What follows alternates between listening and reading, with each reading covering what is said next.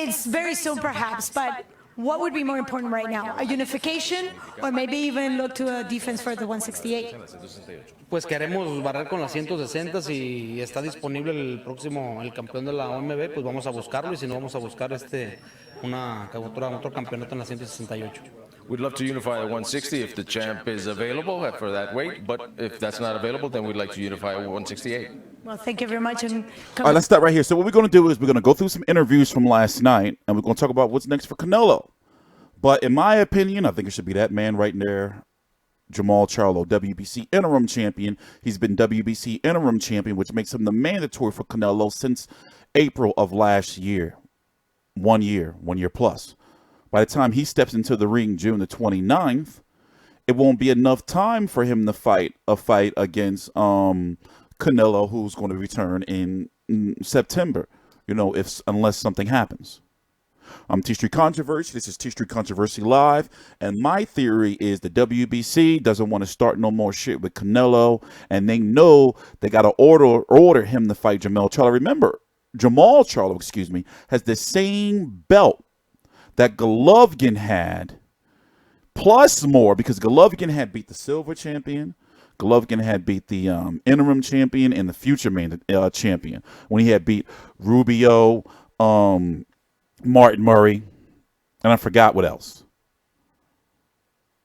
So they're running into a similar situation, a looming purse bid where either Jamal is going to have to go over to the zone, drop his belt, or move up to 168 pounds, because I don't think that the zone is not going to let Canelo go. But they're acting like he doesn't exist.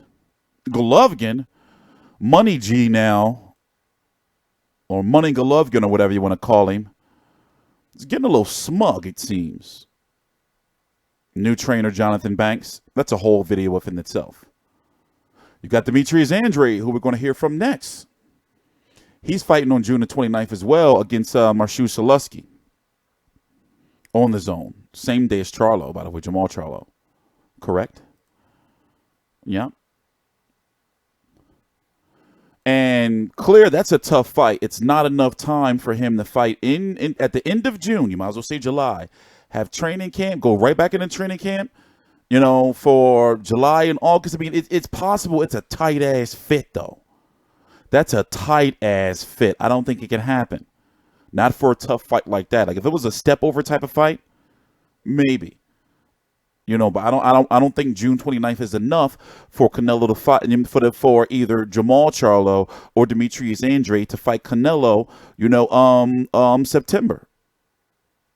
Maybe December if Canelo doesn't take a break and he wants to fight in May, September, and then December again. Because remember, he had that little break from the suspension. So, we'll be right back. So, that's just a little gist of everything, man.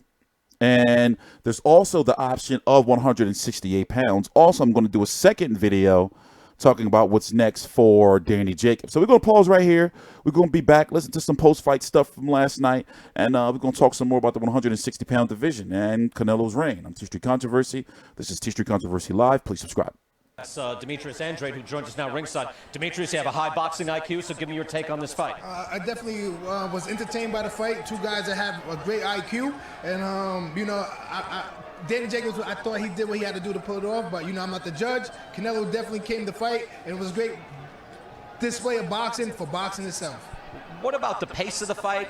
The intensity, especially early on, looked like it was kind of a chess match early. What do you make of that? I mean, that's what two guys with great IQ do. They're going to figure out how to, make the right strikes at the right moves, timing and all that stuff. So after they figure out, what, it's time to fight, they got in there and started letting their hands go a little more. Who do you think won?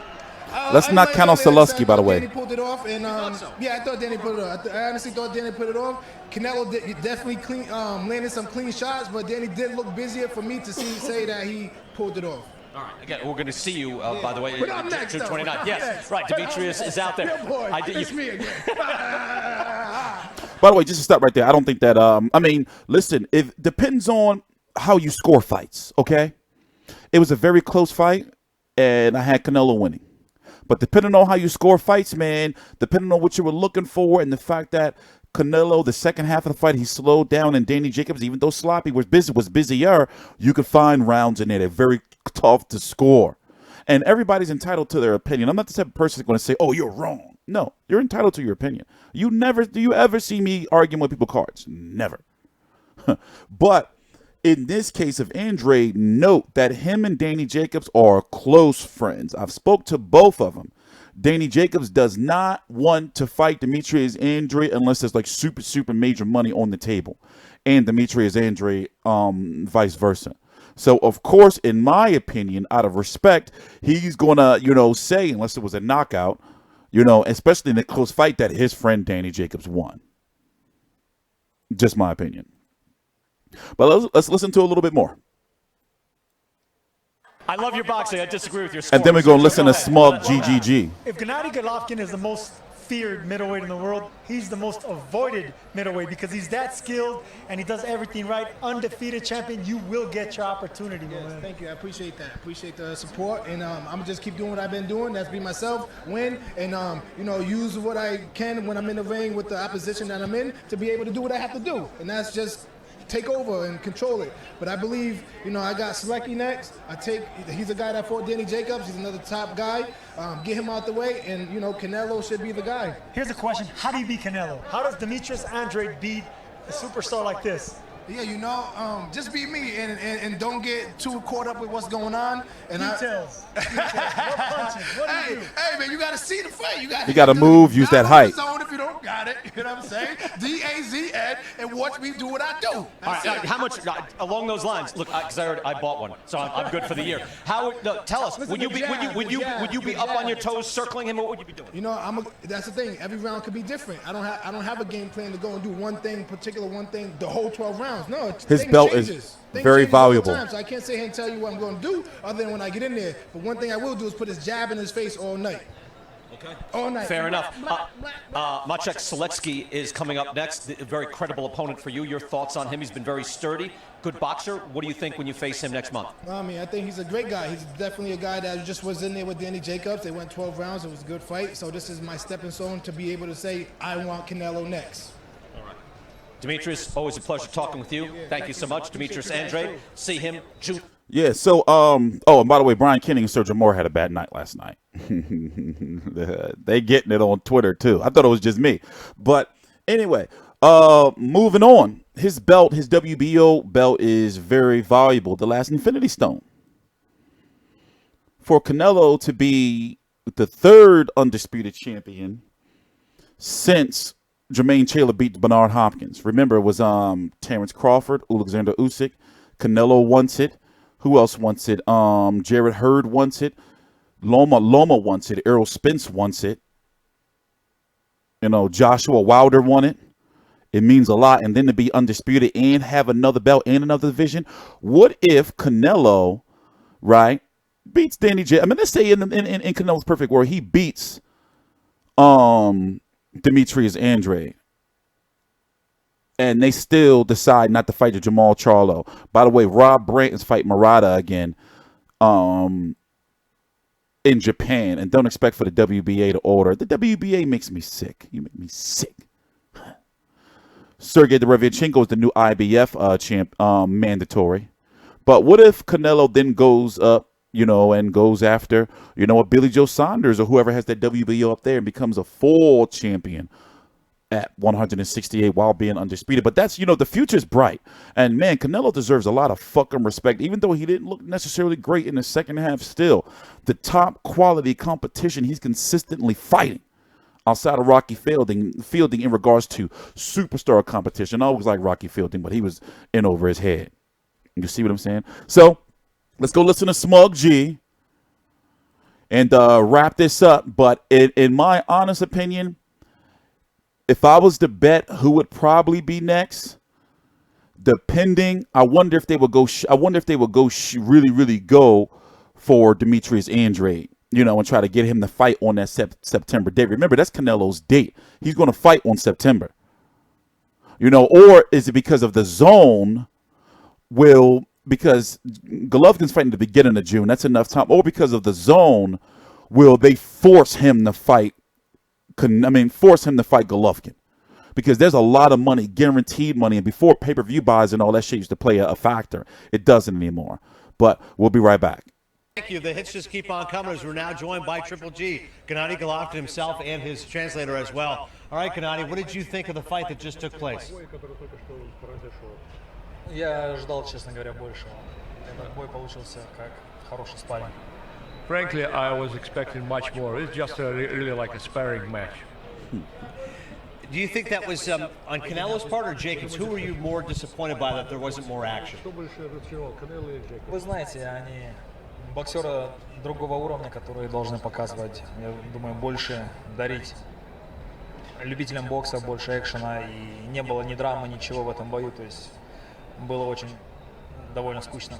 Well, it was a little boring because they're both high-level boxers. They should give more to the audiences, to the boxing in general. Gennady, when you were watching Canelo fight in there, as someone that's been in the ring with him twice, was that the same guy that fought you both times? Вы знаете, я не увидел в этом бою эмоций, я не увидел в этом бою, то есть что-то, что выходило за на личное, то есть это был просто хороший спарринг. Well, so I didn't see any emotions. I didn't see anything special. It was just a good sparring match. Yeah, in terms of Jacobs, he is the bigger guy. He's more physical. Are you surprised he didn't try to use that physicality to body Canelo a little more? Because we were at Friday they were at one weight. Now they have a different weight. Jacobs gets a little bit more than the 170s. Gennady, the first time that you fought Canelo, you badly wanted that fight. The second time, you badly wanted the rematch. Do you feel the same way? Do you want the third fight as much as you wanted the first two? Конечно, я бы хотел бы, потому что для меня это больше, чем бокс. То есть для меня это бои того уровня, наверное, это бои моей всей карьеры. То есть я хотел именно подарить и пробовать именно большую драму-шоу, приносить и пробовать. Я хотел именно войну. Yeah, I really wanted this fight. You know, for me it was just more than a simple fight. It's my career. It's my pinnacle of my career. So what give audiences really drama show, a really big fight. You've been winning fights your entire career. You're an incredibly successful professional. Taking that first loss, was that a hard thing to get over? Нет, во-первых, я в глубине души я не считаю, что я проиграл. Я наслаждаюсь своим временем, я наслаждаюсь своей семьей. И вы знаете, я счастливый человек. Я рад, что я здоров. Я рад, что все-таки я надеюсь на то, что у меня будет и третий бой. Not at all. First of all, deep in my heart, I didn't feel like I lost it. Secondly, I enjoy my career, I enjoy my family, I enjoy my time, and I hope I'm sure it will be a third fight. All right, let's stop right there. I think he's sure because he knows that the zone is going to make it happen. Or, he can go the whole other route. He can fight, Rolls. That's his, his build-up. Rolls is, even though it's lower profile, that's his showcase fight on the zone. To see how much he can bring in by fighting, no disrespect, but anybody. And in regards to who he can fight after that, he could fight Demetrius Andrade in October. And still be on track to fight Canelo again next May. They can build that third fight for next May. Even if Canelo wants to test the waters at 168 pounds. And Golovkin, also has shown interest in wanting to go to 168 pounds to be more comfortable. And a lot of people want to know how he's going to look against Jonathan Banks and if it was a money thing. But we going to see, man. Pay attention. They said Canelo didn't do any road work, meaning any running or anything, or limited, but they were saying like none pretty much. That knee could be still bothering him because he was clearly a lot, slower not slower, but you can clear wasn't, he was not as mobile. The second half, so something, I don't know, so I wouldn't be surprised if he gets another surgery and maybe he didn't want to get another surgery until he secured the zone money. But whatever, we're going to see. I'm TstreeT Controversy. This is TstreeT Controversy Live on FightView360.com. We cover every single major fight live. I'm going to talk about what's next with Dana Jacobs in my next video. Please subscribe.